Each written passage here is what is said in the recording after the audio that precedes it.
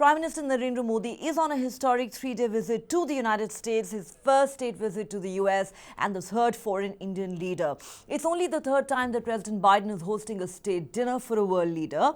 Hordes of excited Indian Americans rolled out the red carpet for the Prime Minister as he arrived in New York on the first leg of his visit. Frenzied celebrations erupted outside the Prime Minister's hotel, complete with song and dance and a sea of Indian flags.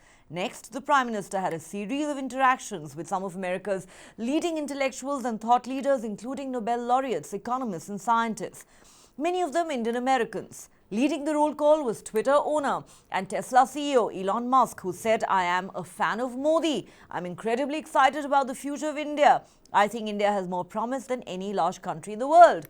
The Prime Minister's next big engagement was at the United Nations headquarters, where he led the International Yoga Day celebrations.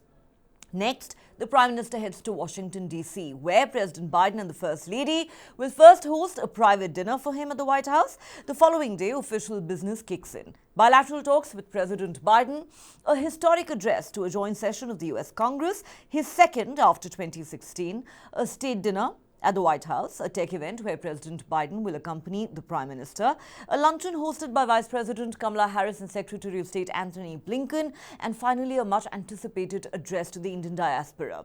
There is so much excitement over this visit that over 7,000 Indian Americans are expected to be present on the south lawns of the White House when President Biden and the First Lady welcome Prime Minister Modi, complete with a 21-gun salute. During this visit, the two sides are expected to sign a $3 billion deal for 31 Predator drones manufactured by an American company. Also on the cards is a path-breaking defense deal on GE F414 fighter jet engines and technology transfer. A huge first that could prove to be a game changer for both the Indian armed forces and the India-US relationship. There is expected to be progress on multiple other fronts, such as collaboration in the areas of semiconductors, trade, space cooperation, knowledge partnership, civil nuclear cooperation, telecom and artificial intelligence. Visa delays for Indians are also expected to come up in these talks. And then there is shared concern over China, its growing belligerence and role in the Indo-Pacific, which is also expected to figure prominently in the talks. On the show today, we're asking, can this state visit signal the beginning of a new era for the India-US relationship? All right, let's now go across to Ambassador Meera Shankar, who's our special guest this evening. Ma'am, it's been termed a historic visit. It's only the third state visit to the US by an Indian leader and only the third state dinner being hosted by President Biden for a world leader. Given the changing geopolitical realities, do you believe Prime Minister Modi's visit can mark the beginning of a new chapter for India-US ties? Yes, I think that it signals a much deeper strategic partnership between the two countries. It's a broad-based relationship that we have with the United States. They are our largest trading partner, with two-way trade having reached $191 billion. But we have a target of $500 billion. So a lot of room to grow and to achieve that target. There's considerable investment two ways, Indians in America and Americans in India, but again, scope to do much more. In the defense side, actually, we have been buying defense equipment from the US in the last 2 decades or so. Before that, we didn't. But the whole effort to look beyond purchases at a defense manufacturing, research and development partnership really didn't make that much progress. We had the Defense Technology and Trade Initiative, where some pilot projects were undertaken, but this GE F414 jet engine deal promises to be a game changer in this field. Because it will help to actually build a defense industrial base in India, which has been one of India's priorities. And it means that many hesitations which were there on the US side have been overcome.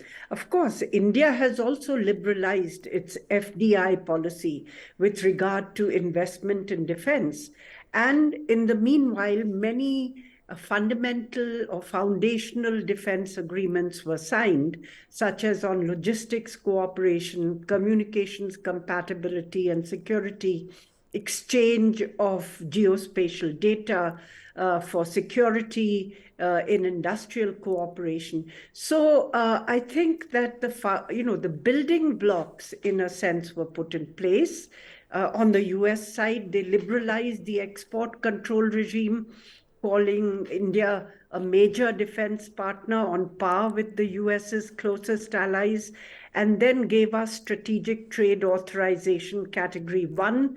So on both sides, I think a lot of steps have been taken towards this moment, but the fact that it will lead to an actual concrete deal, I think, is something which promises to be a game changer in the relationship. I'm very glad you brought that up because a lot is being said about, this transfer of technology. Many say that the US has actually never before shared such sensitive technology with a non-ally. And with this, we're going to really cross new frontiers in the India-US relationship. Do you believe, ma'am, that this is a true reflection of just how important this relationship is now to the United States, even if it's because the US wants to reduce New Delhi's dependence on Moscow?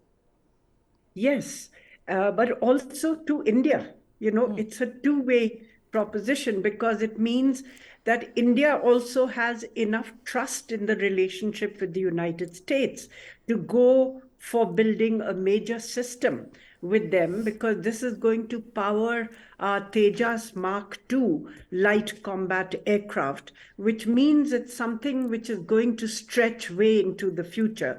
Now, my hope is that this deal is implemented effectively on both sides, and that it presages not just a one-off in the defense research, production, and manufacturing space, but that it is going to mean a whole change in the nature of the partnership that we can establish with the United States. The other, of course, is the purchase of the Predator drones, which are armed drones, which will provide India with access to very much more advanced technology than the US was so far willing to provide. We had bought transport aircraft from the US, we have brought surveillance aircraft from the US, and we have bought mortars from the US. But Predator drones would mark a significant advance in the level of technology that the US is willing to sell to India. So that's the second element on the defense side, which is emerging as a key pillar of the strategic partnership. The third element, I would say, which is new, is this whole initiative on critical and emerging technologies, which was signed between the two NSAs, and which looks at cooperation in the new technology areas of semiconductors, of artificial intelligence, of quantum computing, of space and cyberspace. There's a lot of areas which are covered under this framework. Now, here the challenge is going to be to actually have concrete proposals and projects which give substance to this framework, which the two governments have worked out. And it's possible that there could be an announcement of an investment of over $1 billion by Micron in packaging, semiconductor packaging facility in India. This doesn't mean the outward packaging, it means the encasing, the final encasing of the chip. So it's an important step forward.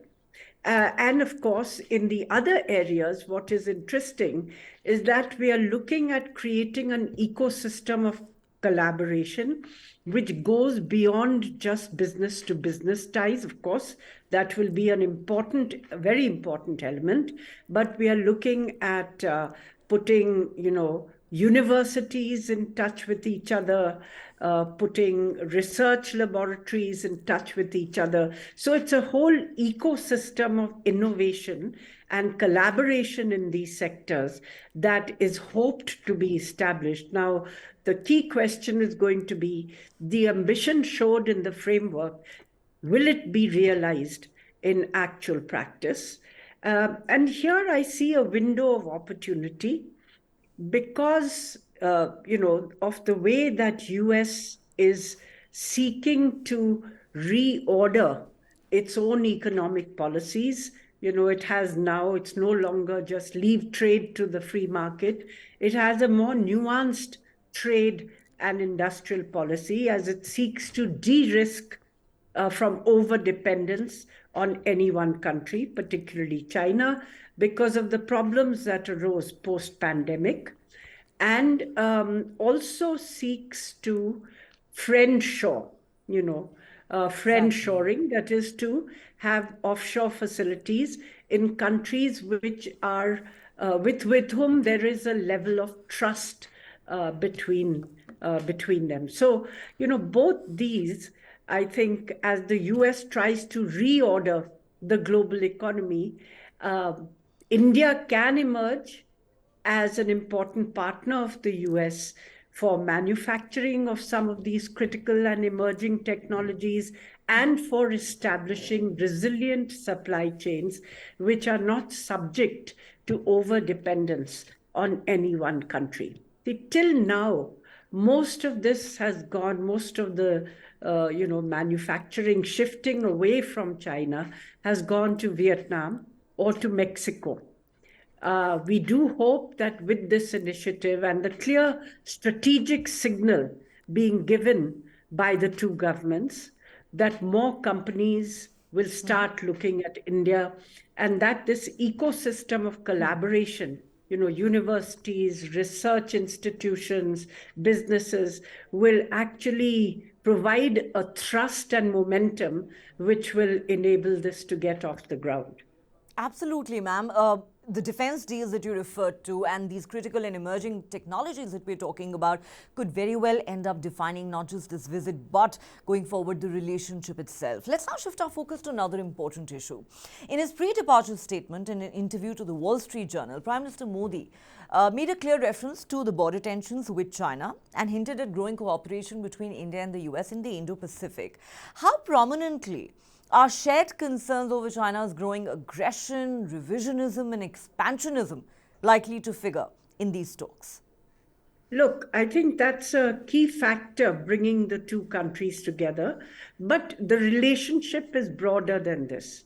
I would say that the relationship stands on its own, which is very substantive in the economic, defense, strategic space, in energy, because the US is supplying us oil, in green technology. So there's a whole range of areas where we work together.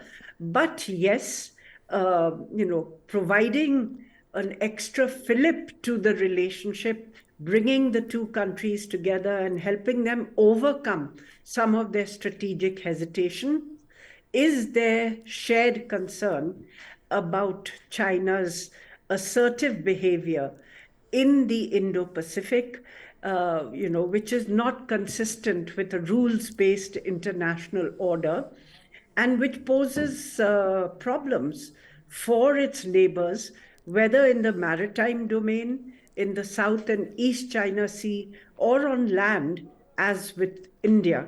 So I think these are shared concerns which India and the US have, and these, will ensure that the strategic relationship is able to overcome the hesitations of the past and become much deeper. Ma'am, we've talked a fair bit about the areas of convergence or alignment. Let's now talk about the areas of divergence that exist. The Prime Minister told the Wall Street Journal, in the context of the Russia Ukraine war, some people say we are neutral, but we are not neutral, we are on the side of peace. Interestingly, on a day when Prime Minister Modi arrived in the US, the Russian ambassador to India said in an interview to a newspaper, Russia will continue to meet India's energy needs. Now, this is obviously a sore point for the United States, and it is evident that the US and India don't see eye to eye on the Ukraine war and Russia's role in it. How are the two sides likely to address these differences during these talks? Look, I think the US would have liked India to, be more critical of Russia over Ukraine. But I think they now understand the strategic imperatives behind India's decision. After all, Russia has been a long-time defense partner, and much of our defense equipment today is also of Russian origin. And there is a better understanding of the reasons for India's position, and that it is not an anti-US, an anti-Western position, but it is a position which has emerged partly because of our traditional relationship with Russia, and partly because they are an important partner for India still in many strategic sectors. That said, yes, the US, according to news reports, is likely to point out that in future, Russia could become less reliable as its own supply lines become constrained as a result of the war, and also because of, becoming closer to China. So they will make a pitch for India to rely more on the US and US technology. I suppose India will take a view on these issues based on its own, priorities and its own interests. And I think the US understands that. They're playing a long game. They are not at the moment, basically right now, India must show that it is with us. No, they are not. They accept, they are willing to show strategic patience in the relationship. And that is good because that will enable the two countries to work around any areas where there may be divergences of perception. Interesting. The US is playing the long game, and they do understand, where India really stands on all of this and why. Let's now focus on another area that is very significant for Indians. The issue of endless visa delays. It has led to much frustration amongst Indians. Many have pointed out that while citizens of China, with which the US actually has strained ties, get an American visa in no time, the wait time for Indians is 2 to 3 years. This when the US says India is a very important partner. Therefore, can we expect the US administration to make some significant forward movement on this front? Well, I hope they do because it's become a major irritant in the, people to people relationship. People are having to wait 2 years just to get an interview with the US mission before, even the visa application is processed. So that is, something which obviously makes it much more difficult to build the people-to-people ties and the exchanges that we want. I think the new American ambassador has given quite a lot of focus to trying to overcome the backlog. I hope that that process is taken forward fast and that Indians don't have to have endless delays while applying for US visas because, you can't really plan visits in a 5-year framework. For students, this becomes particularly important because they pay the fees and then they can't get the visas. There are delays. It means a real problem for them in actually going and attending the courses which they have paid for. And for businesses too.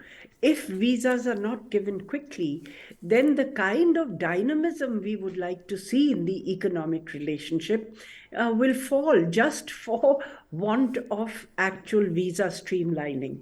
The other major issue has been the H-1B visa issue, which to some extent eased under the Biden administration. And then the processing of green cards for Indians who are in a long line, waiting for this. There's been some reports that the Biden administration has been thinking of, modifying easing some of these visa issues, including the processing of green cards by doing away with national quotas. But we haven't seen any decisions yet on these issues. And I think it's an important area because so much of cooperation will depend on how easily people are able to move between the two countries. Well, let's certainly hope that the Biden administration finally decides to address this issue. And of course, it is widely expected that the Prime Minister will raise it during those talks with President Biden. Okay, let me ask you, about a different issue now. The US administration and the media have often raised the issue of press freedom, religious freedoms and human rights in India. The Wall Street Journal asked Prime Minister Modi about it, and John Kirby, when asked about it during that press conference that we played out at the start of this show, said, and I'm quoting him, President Biden has never shied away from raising concerns over human rights, and he's not going to start shying away from it this week. So I'm going to ask you a straight question, ma'am. Do you believe that this prickly issue could come up in these talks?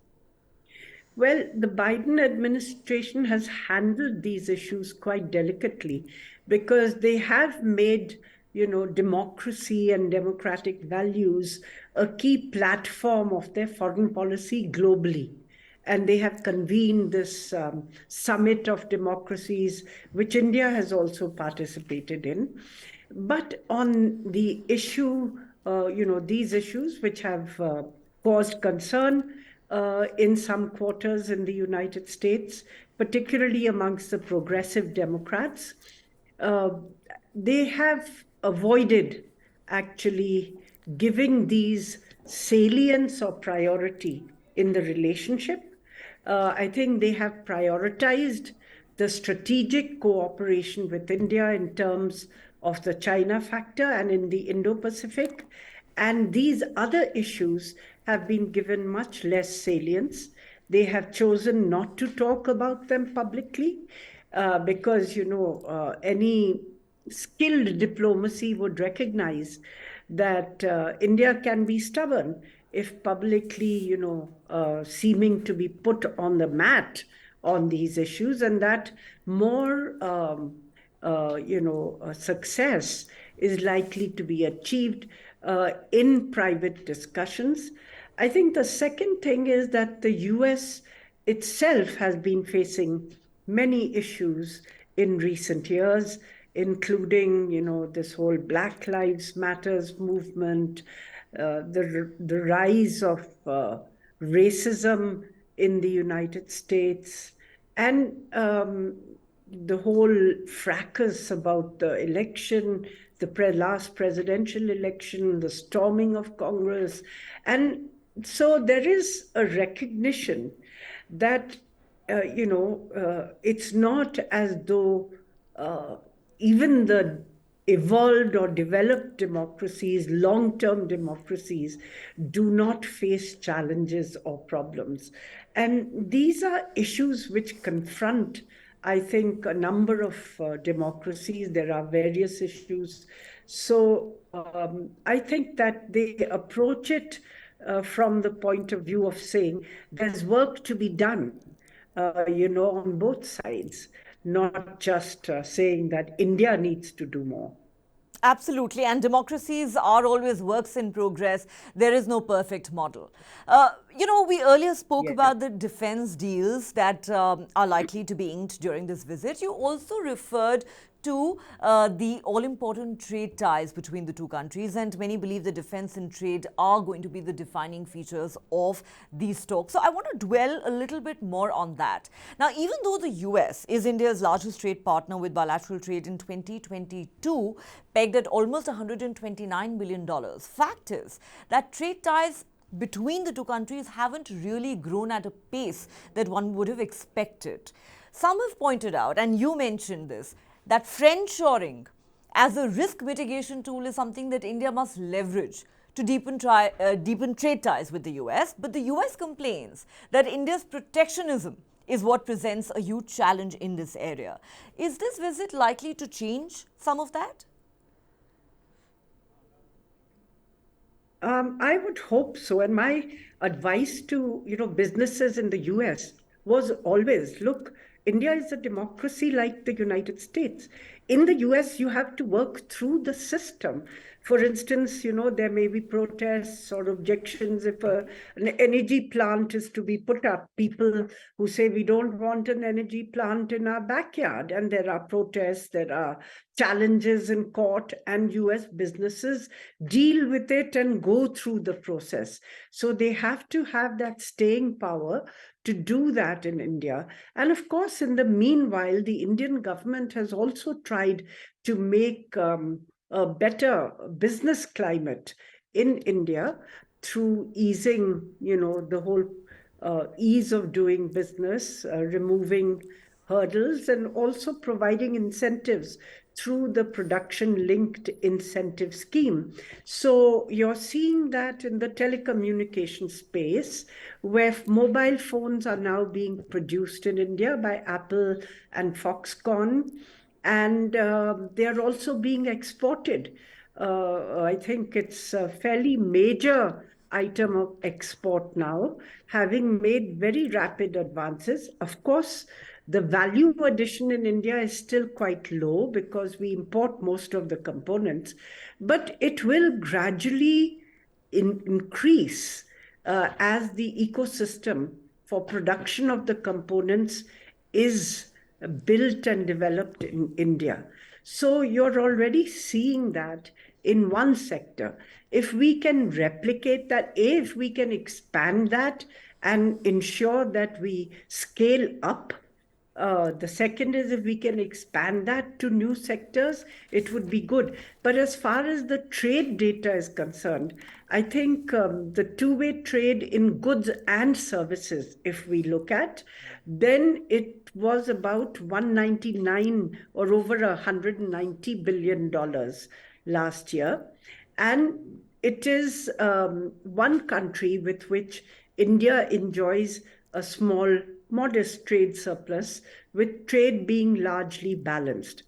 I think, moreover, the high-tech sectors in India, the IT, biotechnology, these other sectors, they all grow on the basis of linkage with the US economy, because the US is still accounts for almost 60 to 70% of our IT and software exports.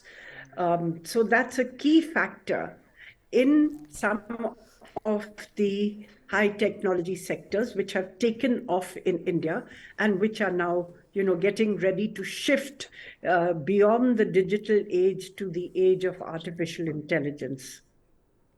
Right. But yes, the target we have set ourselves is $500 billion. So there's a lot more to do to reach that target.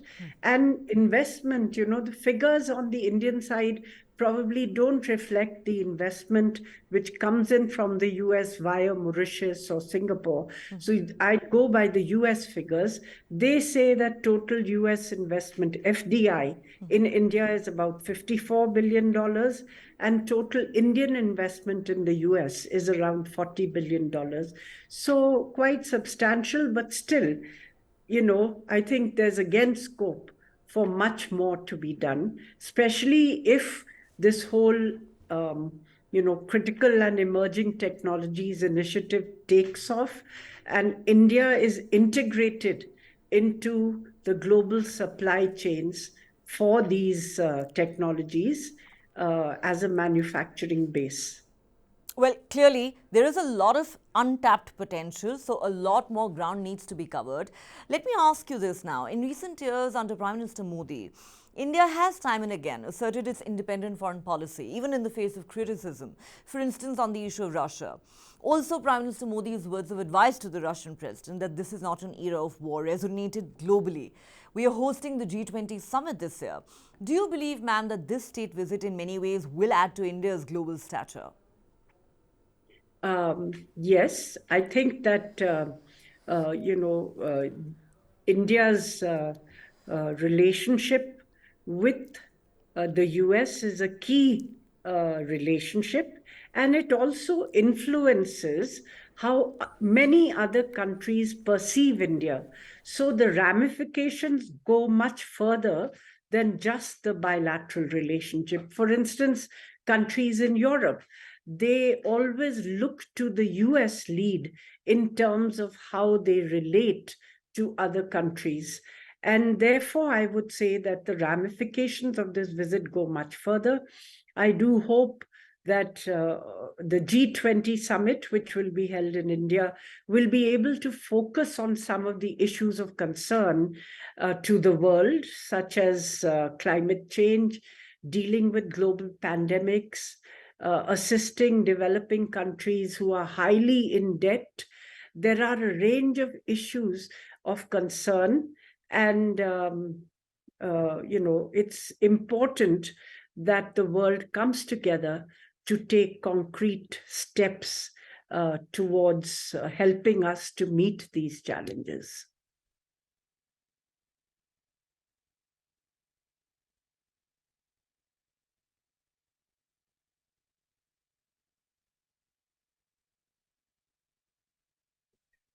Coming back to the India-US relationship and Prime Minister Modi's historic visit, let me ask you, ma'am, what according to you will be the key takeaways from this visit, and how do you think the international community is viewing this historic visit? China and Russia, for instance.